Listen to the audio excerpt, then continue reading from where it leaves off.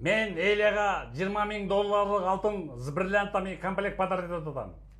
Анткени Эйлия менден беремен 5 айлық уже. Мына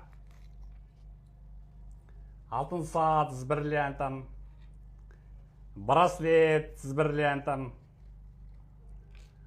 шакек с бриллиантом и цепочка с бриллиантом подарок етіп атам. Анткени мен Эйлия менен жашайынбы же жашабайынбы, бирок менде беремен общий болгондуктан мен буларга внимание бөлүүгө мен обязанмын, как эркек катары. Келеме, бриллиантовый алтын саатты тагалы. Ай, тим эле окмушка жылтылдап. Конечно, окмуш. Тагын шакекти.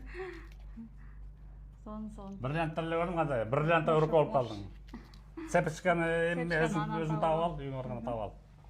Мына, көрдүңөрбү? 20 000 доллар 250 грамм алтын комплекти. Бедер ролинип кетти бриллианттар. Почему дорогой такой 20 000 доллар? Бриллианты көп абдан берди. Мелкий крупный бриллианттар көп. Беременный болгон айылга мен эч качан аябайм да. Анткени өз тукумду көтөрүп жүрөт. Жашайынбы, жашабайынбы это другой маселе Эйлия менен. Саатым кичине чоң болуп калды, кыска кылып анан сөзсүз тагынам. Ювелирге бар, колго чейин эпеп берет. Ооба, сөзсүз. Окмуш сон экен. Аябай жакты.